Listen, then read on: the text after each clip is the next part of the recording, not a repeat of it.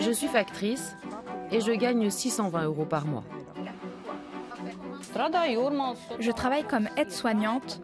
Tous les prix ont augmenté pour tout et avec mon salaire, ce n'est bien sûr pas suffisant.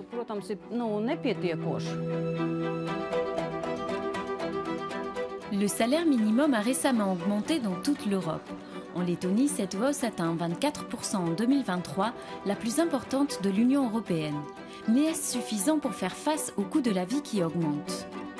Pour lutter contre la pauvreté au travail, une nouvelle directive européenne demande aux pays membres de s'assurer que leur salaire minimum est adéquat. Comment cela se décide et qu'est-ce que cela veut dire pour les travailleurs? Je suis à Riga pour les rencontrer. Dans le pays, le salaire minimum est passé de 500 à 620 € par mois en 2023. Mais avec une inflation estimée à 20% l'année dernière dans les pays baltes, visibilité, factrice ne sent pas vraiment la différence. Je ne ressens pas du tout la hausse de mon salaire.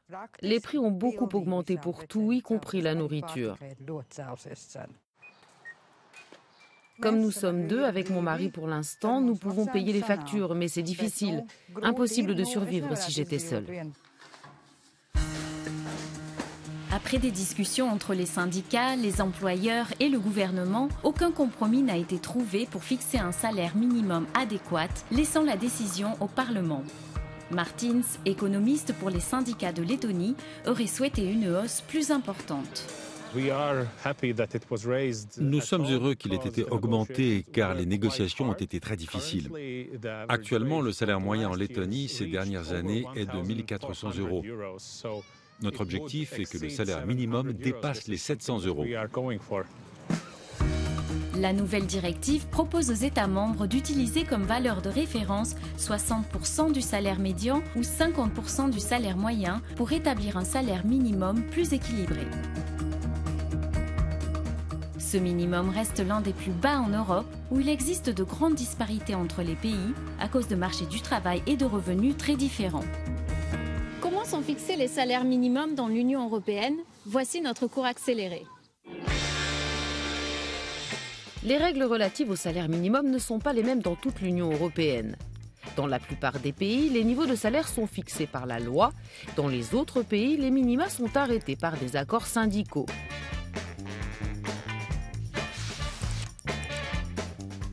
Les disparités sont également importantes.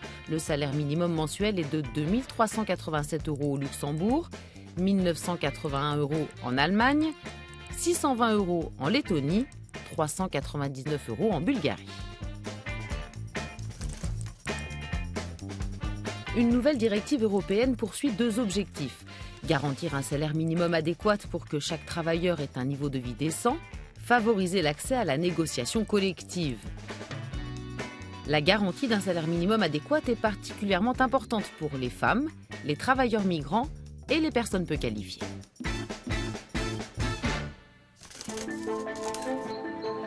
En effet, en Europe, 60% des bénéficiaires du salaire minimum sont des femmes, comme Aya, aide-soignante, qui élève seule son fils de 17 ans et peine à joindre les deux bouts. Je dépense en gros 250 € pour le loyer de mon studio, le téléphone, le gaz, l'électricité. Oui, mon fils grandit, il faut l'habiller, le nourrir, les chaussures sont chères, les vêtements sont chers, il faut payer ses études et ses déplacements en train. Du coup, je cherche du travail en plus. Avec d'autres pays de l'Est de l'Union, la Lettonie est le pays qui compte le plus de travailleurs avec de bas salaires, souvent peu qualifiés. Edwards, entrepreneur et président d'une association de PME, voudrait un salaire minimum non imposable et des cotisations sociales plus justes et plus claires. Personnellement, j'ai dû repenser mon modèle d'entreprise parce que je ne peux pas me permettre d'embaucher des travailleurs temporaires, ni de recruter des jeunes parce que la charge de la sécurité sociale est trop élevée pour moi. Edwards soutient la hausse du salaire minimum, mais estime que les employeurs n'ont pas été suffisamment consultés. Nous devons prendre en compte d'autres coûts tels que les impôts. Il faut trouver un équilibre avec les possibilités de paiement des entreprises. Du côté des syndicats, l'économiste souligne l'importance des négociations collectives. Nous demandons au gouvernement de mettre en place des sortes de dégrèvements d'impôts pour les différentes prestations négociées collectivement, pour les dépenses de santé, pour la restauration. Et cette année, les négociations portent également sur l'éducation. Par exemple, le secteur de la construction a pu négocier un salaire minimum plus élevé à 780 € et espère obtenir 900 € l'année prochaine. Alors comment réussir à trouver un compromis sur le montant du salaire minimum adéquat?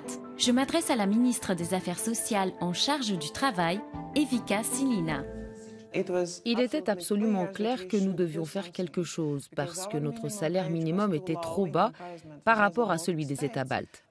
Nous étions historiquement dépendants du gaz russe et oui, l'année dernière, nos prix ont été beaucoup plus élevés que dans les pays occidentaux. Alors, comment pourrait-on améliorer le dialogue avec les différents partenaires sociaux? L'année dernière, l'intention des législateurs était d'atteindre plus ou moins 45% du revenu moyen des Lettons et ce sera le cas, mais pas encore cette année. C'est pourquoi nous devons probablement discuter davantage avec nos partenaires commerciaux et nos syndicats.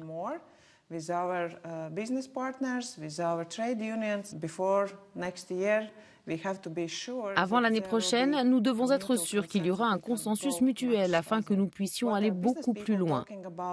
Les chefs d'entreprise parlent d'un montant minimum de paiement non imposable. Auparavant, le montant non imposable était le même que le salaire minimum. Aujourd'hui, c'est un peu différent. Je pense que nous poursuivrons les discussions sur ce chiffre également. Quelle est l'importance d'aider les travailleurs qui gagnent le salaire minimum et ceux qui ont des bas salaires pour l'économie?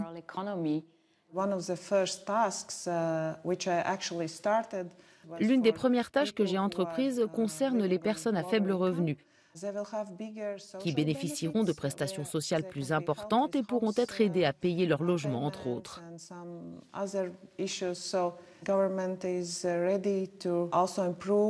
Le gouvernement est donc prêt à améliorer les compétences de nos travailleurs, car sans ces personnes capables de travailler, de gagner de l'argent et de vivre selon leurs besoins, la croissance économique de notre pays est compromise. Il y a donc de nombreuses directions dans lesquelles nous allons travailler. Et l'une des plus importantes est de promouvoir et d'investir dans les personnes qui ne sont plus forcément très jeunes, mais qui peuvent changer de profession et essayer d'apprendre quelque chose de nouveau.